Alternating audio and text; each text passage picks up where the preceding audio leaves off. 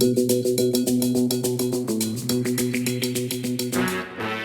to the Digital Jersey TechTalk podcast. I'm joined in the studio today by Vincent Sider, Digital Jersey ambassador, co-founder of Anti-Fame, and founder of Get Inference. Thanks for joining us today. Thank you for welcoming me. No worries. So, can you just tell us a little bit about your background before we get going and dive straight into AI? We could be here for hours. But how did you end up working with/in AI? So I'm an engineer originally, but I decided very early on to turn to the dark side, which is marketing. And I've been doing this for about 20 years now. And something like 6 years ago, discovered about machine learning. Mm-hmm. It became a wow moment because I realized that in the world of marketing, by using AI, you can de-risk your activities. You can predict stuff. You don't need to use your intuition. Or you can use your intuition, but it's backed up by data. Mm-hmm. And this is when I started to work with AI, right? Not in AI. Right. So I've done that for the BBC. I've done that for BT. At some point, I had my own agency. And now I'm working in AI, meaning I actually teach others to use AI, but specifically for marketing and creative activities. Cool. So where would you say your interest in AI started? Like, did you just wake up one day and go, do you know what, AI is clearly the future, I need to dive in and find out the most? Or was it kind of through your everyday life or when you were at work, whatever, you identified basically that AI provides a better solution for what you're trying to achieve? So I think that we all have a domain that we want to explore, or multiple domains, but some people may want to explore the domain of space, let's say, right? And they are into space exploration and whatever happened with Elon Musk. My domain very early on was understanding the brain. I should have become a neuroscientist, basically. But I decided not to do this. I think I'm still missing on that. But anyway, my domain is trying to understand the brain. That's what I read about. That's what I'm curious about, right? So the connection to AI was kind of easy because AI is almost like a proxy to understand how others try to understand the brain, right? Yeah. So that was the gateway to start looking into AI. I was not so much into things like Alexa and Siri and not interested in this.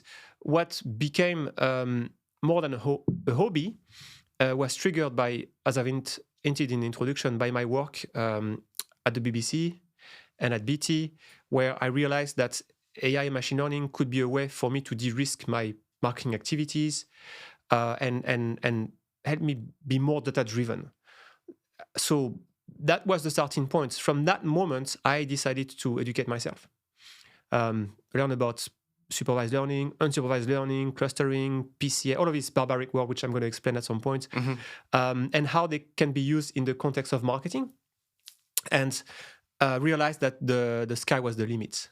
Like when you start to explore this subject, you realize that you just step on the shoulders of giants, and it could be a lifelong learning, basically, which triggered even more interest, right? Especially when I could see the impact in my work. Like I could increase the performance of my campaigns at the BBC. I could find a better way to analyze my audiences. So from, if you like, the hobby to the practical application and the return on investments, that got me hooked to do even more. And now I'm living and breathing this. Like I spend my days and nights learning about it, teaching about it, building about it. Yeah. I think the building part is the most important part when you want to learn AI. I don't think reading a book will help, but I think building something based on other people's API and learning about the workflow to do stuff is the best way to learn. And that's what I'm doing basically right now. And that's what I wanted to teach, to help people get started with AI and demystify that space, which is a big space, very busy these days. Yeah, it's a crazy... Yeah, I mean, we've seen an acceleration in literally even today we were just discussing about this lawyer or AI lawyer situation, but we'll probably touch on that in a bit. But it's crazy how quickly the space has evolved in seemingly a short period of time. Obviously, it's been around a lot longer than perhaps a Yes. lot of people realize. But before we go any further and dive into the dark, deep, wonderful world of AI, but how do you, or how should we define artificial intelligence? Okay. So a definition is that, first of all, it's a branch of computer science, and it's a branch with a number of techniques to create machines that can accomplish tasks. So a task could be to generate text. A task could be to generate an image, a video. A task could be to predict something.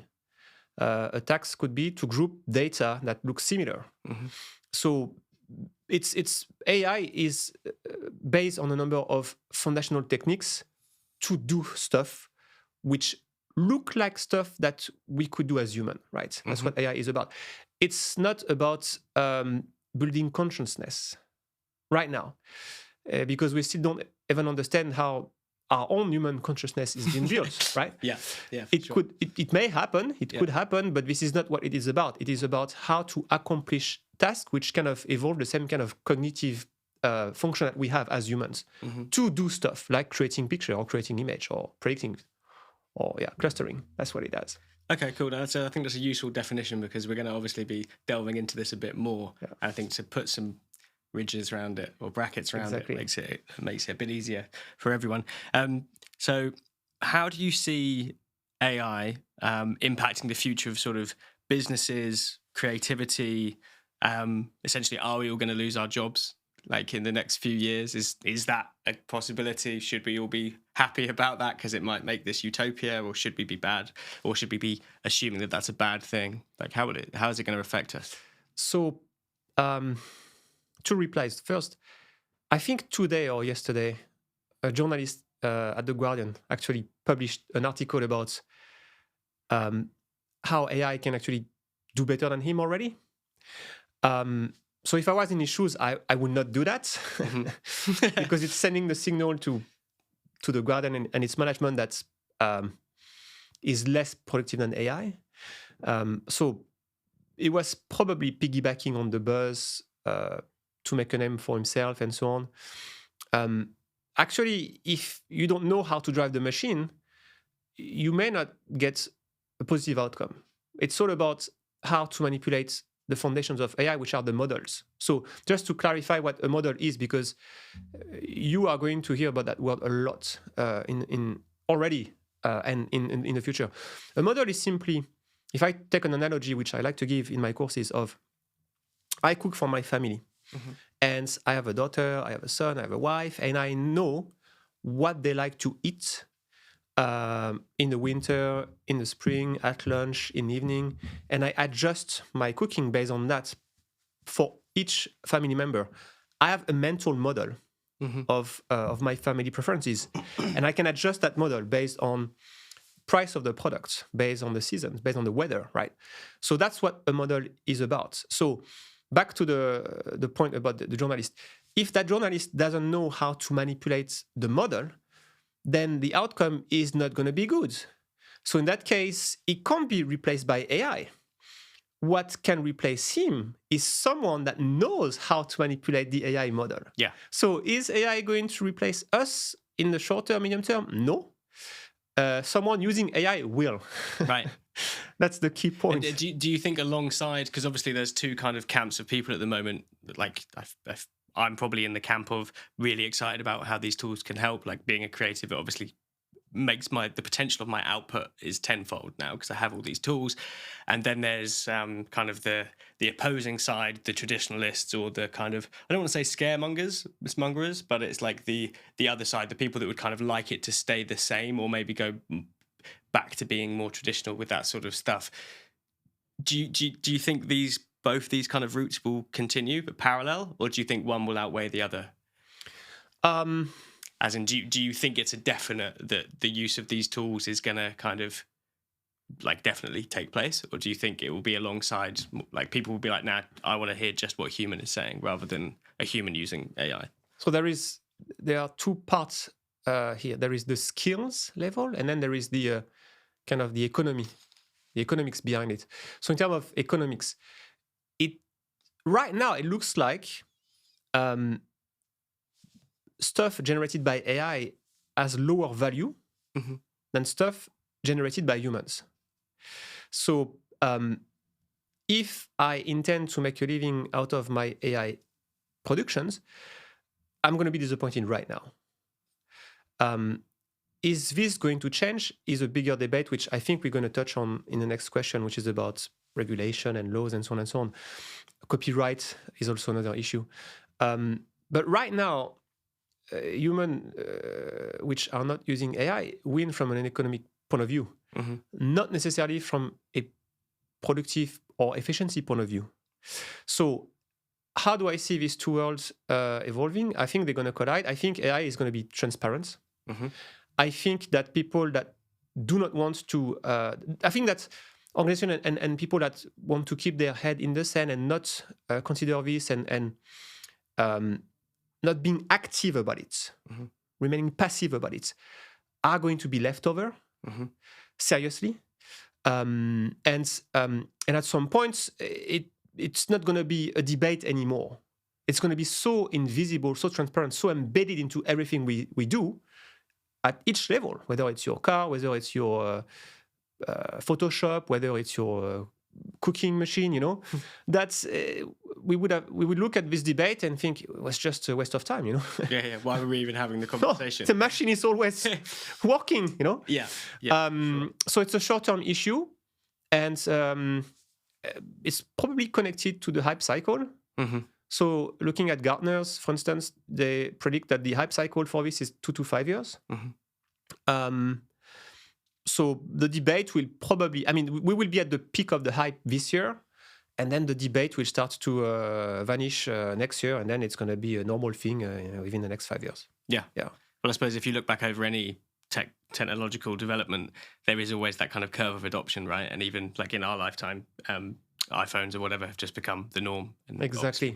When I was younger, there wasn't such a thing as, well, I think maybe about 5 or 6 is when the Nokia 3310 sort of thing came out, and then now it's just saturated, and you wouldn't even realize that it was like a game-changing thing. It's at that magnitude, and you know, it's about where the curve is going to go. So is the plateau going to be descending, or is the plateau going to be flat, or is the plateau going to go beyond the hype? Yeah, that's what is uncertain. It could be that the plateau actually goes beyond the peak of the hype because it's so embedded and it becomes so necessary for organization that we're just scratching the surface. This is what could happen. Yeah, for sure. And do you think that AI sort of has the capacity to level the playing field? I know it's very easy to look at it in like through a skeptical lens and be like, oh, it's it's not a great thing that could be happening, but obviously there are positives that can come for it.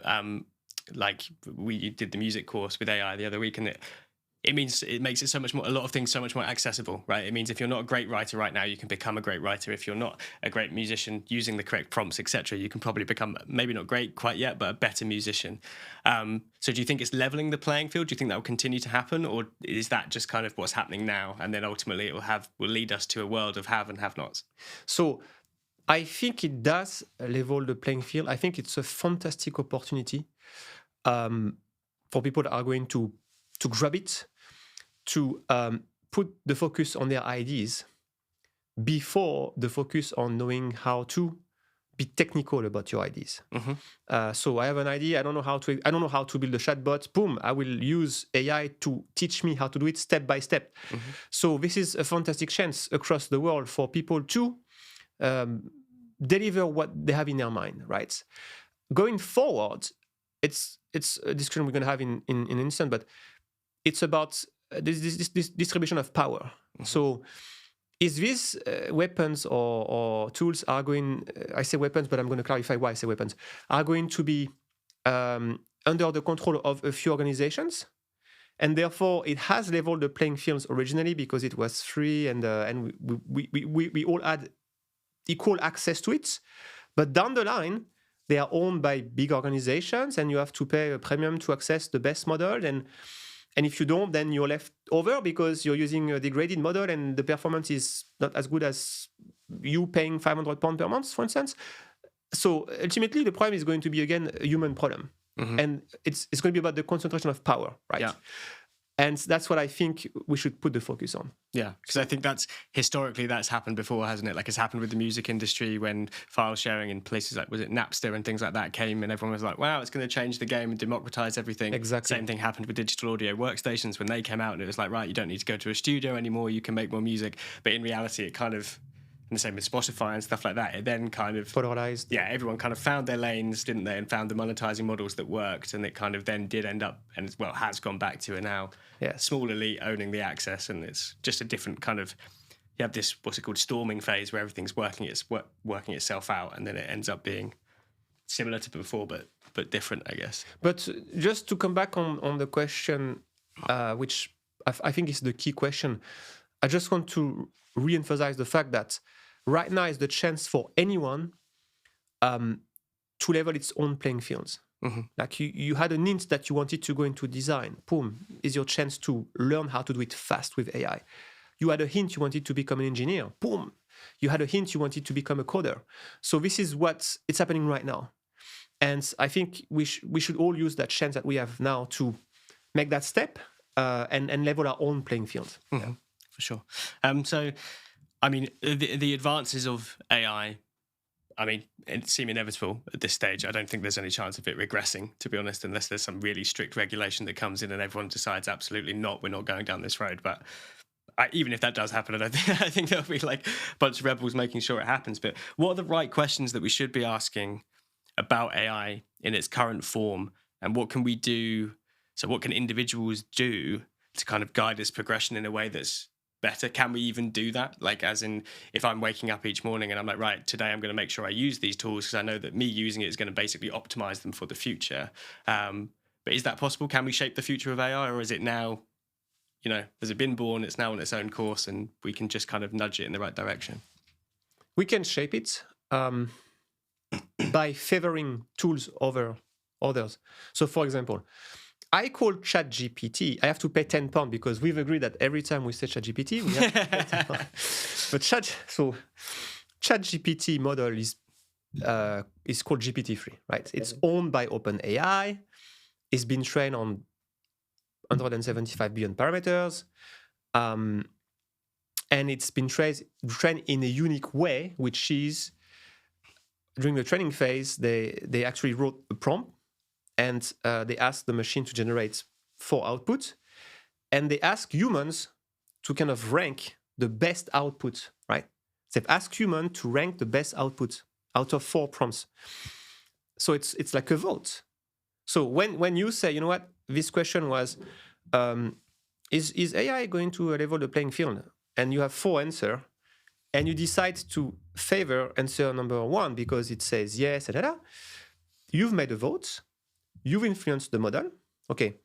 The problem is we don't know what were these votes, and we don't know who made these votes. We don't know what are their values. We don't know what is the purpose.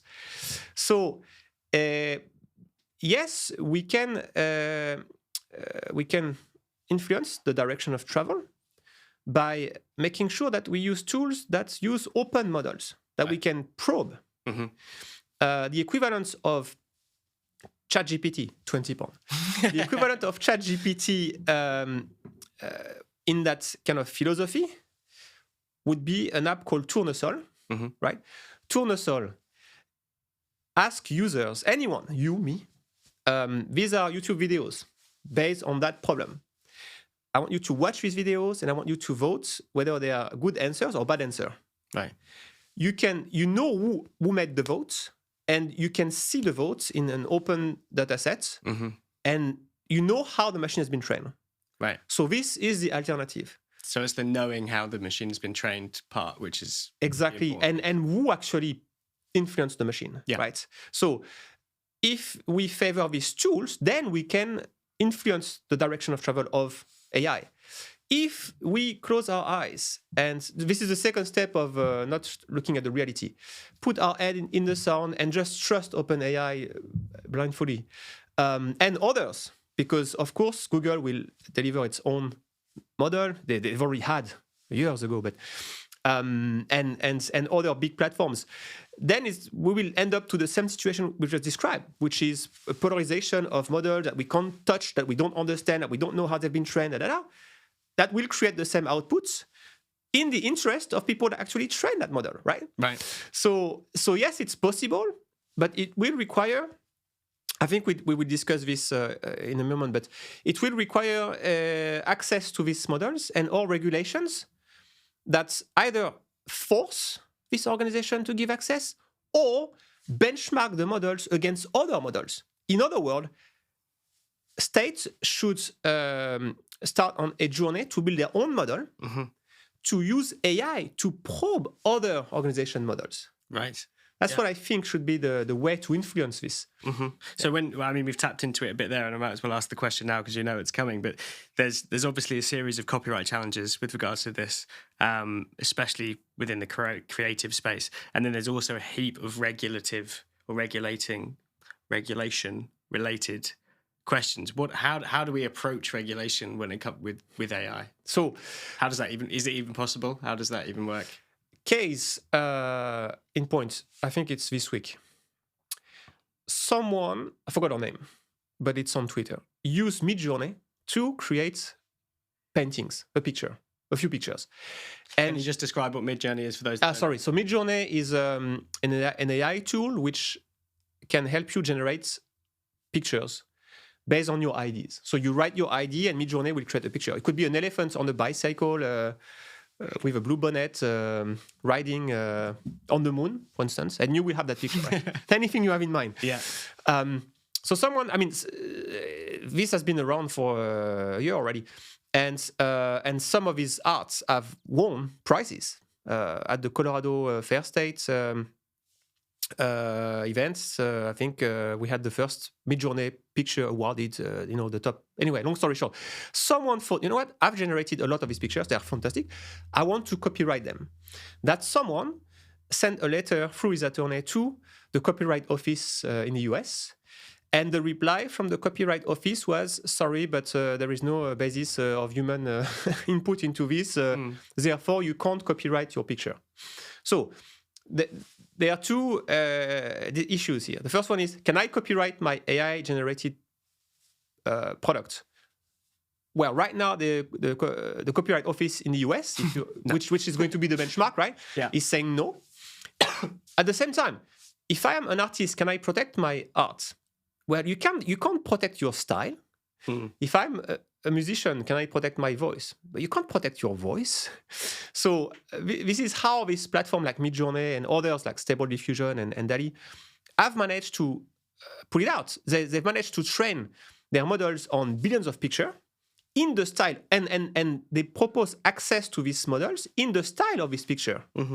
So you have organizations like Getty Images, which have built fortunes on generating stock images, now suing these companies like Stable Diffusion, saying, hey, you've trained your models on my picture, so you have to pay me something here.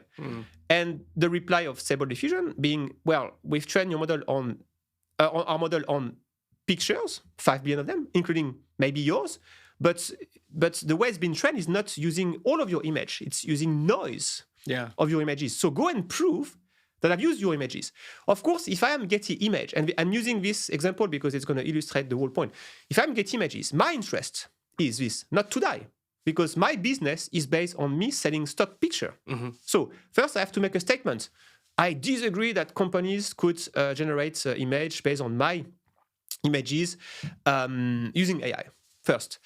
But my intent is not to win that battle. My intent is to block people like you and me from using AI to generate picture. Because what are they going to do next? Next, they are going to train their models on their picture and then say to you, you can now use Getty Image AI to generate picture on our models. So it's again an economic debate. And that's where the battle is how to grab that. It's almost like when, back in the days of when hip hop became a thing and there was people like chopping up samples and stuff like that, and they're creating something completely new with it, and it opened up this just can of worms of copyright. And now it's almost like that, but completely on steroids, basically. It's on steroids. Yeah. But with one only objective, which is not to block AI, which is to make sure that we grab a part of the pie. Yeah. That's what this is about, right? So now the Copyright Office says, well, you can't copyright your creation, but the terms of Stable Diffusion or ChatGPT or all of these tools that you are going to learn in the future, if you don't know them yet, are very clear. You own what you create. You own what you create, but you can't copyright it. But you can sell it. So you could so make it very simple. You could generate picture and create mugs with your design, T-shirt, and nobody can do anything about it. Yeah. So that's what the copyright situation is about right now. Yeah, so it's a very wishy-washy area. I think it'll be interesting how it develops. I think it will be it's similar to what it is like in music now, where every now and then the Robin Thicke case springs to mind with the song that he did, I think, with Verrell that ended right, yes, Marvin Gaye. Which sounded incredibly similar, but wasn't, and didn't use a sample of, but then ended up. Do you know what I mean? And that was already confusing then. And absolutely. I think chuck some AI in the mix and all of this, and just the sheer volume that will be created, or things that will be created through AI, it just messes the whole situation and makes it really interesting, doesn't it? So moving away from the regulation a tiny bit, and kind of, because I don't think we're going to find any answers today for that exactly, but who ends up being accountable for AI systems when they fail? So there's obviously going to end up being a lot of applications for AI. I mean, we might end up with driverless cars, for example. Where does the responsibility lie when things start to go wrong, which inevitably they will, but I guess it's important to have those building blocks in place to address that when that happens. So my focus is about AI for marketing and creative purposes. So I would not be able to comment about self-driving cars and so on. But in my space, if I look at, and I'm going to pay another £10, ChatGPT, because that's going to be the tool for marketers, right? It fails already. Because if I ask ChatGPT to create a blog post about AI, it's going to be credible, but it's not going to be reliable.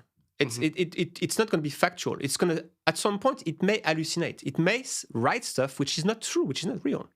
So the onus is on me, the user, which is kind of manipulating the machine, to fact check what the machine generates so that I can use this in my work. So it's my responsibility. And so if I'm not a domain expert in something that I ask AI to generate, I should be very cautious. I'd rather be a domain expert so I know if this is hallucinating or not. Now, if I've done my homework and I'm using something which has been generated by AI and I believe is true and so on and so forth, and it actually creates harm, let's say. Because I will give you an example. It has bias. So bias is the machine has been trained on a model which says that nurses are always female. Or we're going to use the US because it's the simplest market to explain this. But I'm a black man in the US living in this neighborhood, and there is a model that can predict crime rates. And I'm always arrested by the police because I'm black and I live in that neighborhood, right? Mm-hmm. There is bias. Mm-hmm. If that's at some point create a legal issue, then the owner of the model should be responsible because he was the one training the model and he was the one injecting bias. Now, it's the simplest answer. The reality is it's going to be a shared responsibility because you have the creator of the model, you have the distributor, you have the hardware. Yeah. So it's going to be a mix of these responsibilities engaged. And I don't think it's going to be a clear answer. How do you avoid those biases? Is there anything we can do to stop that happening? So, yes, back to the previous question. If the models are trained openly, if it's not opaque, and we know how they've been trained, and we know whether they've used Riemann reinforcements, i.e. a human kind of said, it's good, it's not good, it's good, it's not good. And we have access to this, and we can probe this. Yeah. not with our tools, but we're using AI because it's going to be so much data. Yeah. But if we can do this, then we can avoid the problem. Okay, Yeah. cool. And then, I mean, this is quite a big question, but if you had to kind of paint a picture of the best case scenario of AI versus the worst case scenario of AI, maybe over say 50 years time, best case scenario is X, worst case scenario is Y. How do you see those panning out? So now I'm going to speculate out of my domain. Across the board, the best case scenario, starting with the positive, is we've cured most important diseases. We've extended our lifetime as humans. We've managed to improve our transportation system without damaging the Earth. We've solved the climate issues. We now can travel to space. We've reduced or eliminated poverty completely. So all of these big societal issues, which have been discussed already, is what AI should be designed for and should do, right? So that's the best case scenario. And also, we've empowered anyone at an individual level to achieve success. Success being we all do what we want, and we love the way we do it. So if we can achieve these things, I think that's the best case scenario. The worst case scenario is a scenario where, back to the introduction, AI or models are controlled by a few organizations. You need to pay a high premium to access this. And we've increased the inequalities between humans. And therefore, we've degraded well-being and health.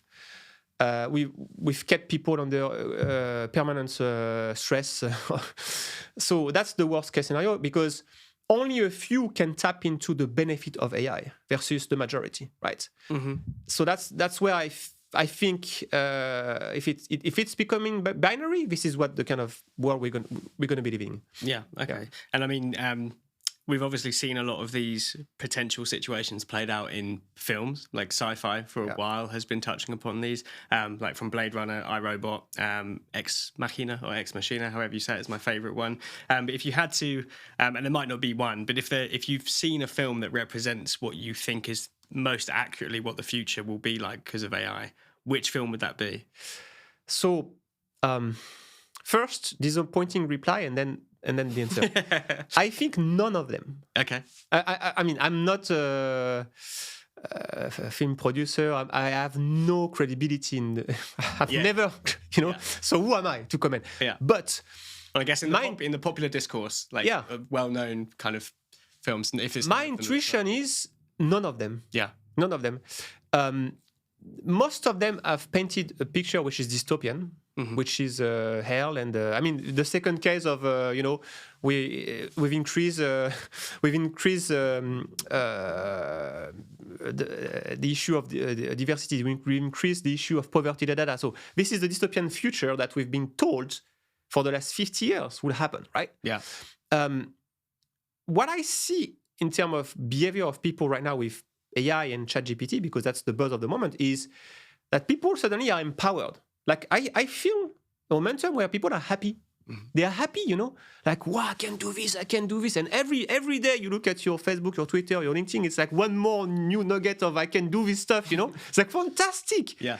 Which movie has actually shown that future? Like we are all happy, You look at Black Mirror on Netflix. It's all gloom and it's awful and you all of these movies. So I would say, so now the reply to your question, I think one could be close to what's happening right now, which is Her, right, with Joaquin Phoenix and Scarlett Johansson, where he's a writer and his job. This is very bizarre, but his job is to write letters in a human way, right, for people that can't express their feelings. And he kind of fall in love with a chatbot, right? If you look at what's happening right now, you have tools like Replica. You've heard about Replica. Replica is a chatbot, which was created by a Russian lady. She lost her boyfriend, and she built a model based on her boyfriend's content. And that model became a chatbot, so she could have a conversation, right? Wow. It was so successful that it has become a bot in its own right that that millions of people are using right now. Like I think it's like 20 millions of people. I have to check my fact, but I think it's about 20 million. You can engage with that chatbot just like they do in the movie. And the chatbot has been designed to please you and to play on your emotions. And you kind of reach that stage where you feel like, well, I saw that in the movie, right? But I think it's just if this is the magnitude of where things will go, it's like 1 millimeter of where it's going to go, right? Yeah. So I think no one right now in the movie space has kind of defined what the 99 other millimeters look like, really. I don't think. Yeah. And I think the focus was too much on the negative. Yeah. Back to the previous point of leveling the playing fields. Like, are we aware of any movie where we see the impact of AI at individual level? And people thinking, oh, you know what? Suddenly I'm empowered to do this. I don't have any movie in mind that say that, So Her could be the closest, and the rest I think are too dark. Too depressing. I guess bad news sells, right? Exactly. They want to see the extremities of what might go on. So say you were looking at AI through like a kind of a hyper skeptical lens. You're someone that wakes up in the morning and thinks, "Oh, I've seen these posts on social media, and I'm really not happy with the way stuff is going." What kind of words of positivity or encouragement could you offer? Because I'm very aware that it's a very scary kind of potential future for a lot of people. I think I agree. I think there's a lot of happiness surrounding it right now. I think it's opened up a wealth of possibilities for people. But you kind of normally split into two camps. You enjoy change, you don't like change. For all those that don't like change, obviously we can. What can we do to make that journey to the change better for those people? Because I don't think we're at a stage where we can stop the change from happening, but we can improve the journey to that change. How do we do that with regards to AI? So I'm not a partisan of AI or antagonist. I'm looking at the facts, right? And my reply to this is, don't be passive about it. Be active about it. Like, document yourself, educate yourself, make your own judgment about it. But don't just reject the buzz. The buzz is a signal. Something is happening, which is important, right? So don't just reject the buzz. Go a little bit deeper. Don't be passive about it, and educate yourself. That's the best form of encouragement I can give. Because as you start to educate yourself and you start to probe this stuff and use these tools, at some point it's going to unlock things in your mind, which could reinforce your view of AI. And in fact, it could turn out to be important for society, because it could turn out that you are the first one to claim that the way that this model has been trained is bad for and you create a movement around that, and you actually protect society. So you will have a role in that. So, but don't stay passive is the best suggestion I could give. Okay, and I think that's useful. I think jumping in at the deep end and getting involved is normally the best way to get stuck in. I just want to pick your brains a little bit. We discussed we always seem to go down rabbit holes whenever we have a little conversation. It's very hard not to with regards to AI. But you mentioned before about AI belief systems. Now, in a nutshell, or in a few sentences, can you just describe what that might end up looking like? Okay, so the discussion was about religion, right? And we've seen a fragmentation of belief over the last, 20 years, 30 years. And so an example is this. When you like Apple, you don't like Apple because they make a nice phone only. Of course, they have nice phone. But you are also attracted by their belief systems, i.e. their values. Minimalistic and different. And I'm not going to tell the whole brand Bible of Apple, but you see what I mean? Yeah. Apple has been working for years on their belief system to attract you, because they want to sell to people that believe what they believe. Yeah, they resonate with their values, right? I believe what they believe, therefore I'm going to buy their product, right? Yeah. So now we have, I would say, societies with hundreds of thousands of belief systems. I'm a fan of that soccer team. I'm a fan of that brand. So they all represent a belief system. And they all have some kind of a leader on top of that belief system, which could be called a god, right? Yeah. So at some point, and it's already happening right now, people will be attracted to this AI tool, this AI model, because of its belief system. Right. So ChatGPT belief system is, I can aggregate all of the humanity knowledge and produce any outputs you want and give you access to all of that wealth of information and transform you into a creative, a copywriter, a researcher overnight. In fact, there is just a tip. There is a fantastic way to use ChatGPT, 40 pounds, which is to ask it, I say it, not him, because that's the risk, it's not human, to act as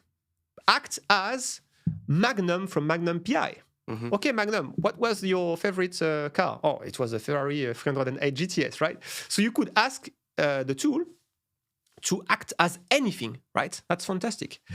So this is a value system, and people will be attracted to that value system. It could be that Google launched Sparrow with a different value system, a different belief system, and a group of people will be attracted to that belief system. So we are creating communities of people that believe in the same belief than the models.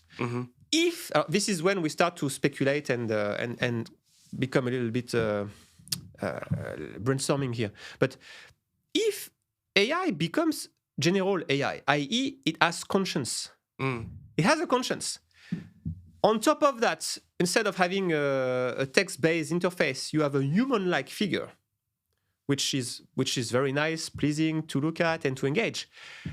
The step between, I like this product, to the step where, I'm a fan, I love it, it's my belief system, and that avatar is the leader of that belief system is not far. Yeah. Right? So, and then you extrapolate even more, and you look at what Elon Musk is trying to do with Neuralink, as it's called, and all of the work around brain interface with the machine. If that information is then fed into your brain directly, it all then gets a bit sci-fi and scary. Then it becomes potentially, or right? potentially good. It depends. I think we're embedded to kind of look at stuff, or trained to look at stuff through a fearful lens, because that's what's kept us alive. Right. Yes. But there is obviously positive applications that could come through that. It's just a lot easier to identify the negative ones. Yes. I think. But just before we finish, because I think like I said, we could be here for days talking about all of this. But we spoke briefly there on consciousness and how close we kind of are to that. One, how can we be close to something that we can't define ourselves yet for humans in consciousness? And two, if we could define it, or what you would loosely define it as, how far away are we from that with AI? So, of course, everybody is aware of the Turing test. Yes. Which... that's now been... My understanding is they don't use that to test AI anymore, though, right? Well, I think my personal view is that it's... Again, I'm not Turing, and respectfully... it's naive and narrow, right? So how AI is being benchmarked now is there are different frameworks. The one I know is called GLUE, which is like general language understanding, something like that, benchmark. And the model is being asked to reply to 8 tasks, predict the next sequence, the next word in that sequence, or between A, B, which one is right, or there is a word missing in that sentence, find that word. So using these benchmarks, it seems like models like GPT, which is the one used by ChatGPT, already outperform a human baseline. So it means that the machine learning, the AI, is already more intelligent than we are to manipulate language. So this is not a signal for consciousness, but it's a signal of efficiency and productivity and understanding, right? When you know that ChatGPT has been trained on 175 billion parameters, and when you know that the next version is going to be able to accommodate 1 trillion, then it's not hard to speculate that it will feel like it's conscious. Yeah. Because already when I talk to it, it looks like I'm talking to a human, right? So then I think it's going to be our perception of what is conscious, not the reality. Right. Our own perception. Yeah. So we have to educate ourselves. On what we actually think it means. Well, yes. Yeah. And so that's the hardest thing to do. Yeah. Because we don't ever know how consciousness has been developed in our mind. Yeah. So this is where I think we are in a gray area and a dangerous area. Yeah, for sure.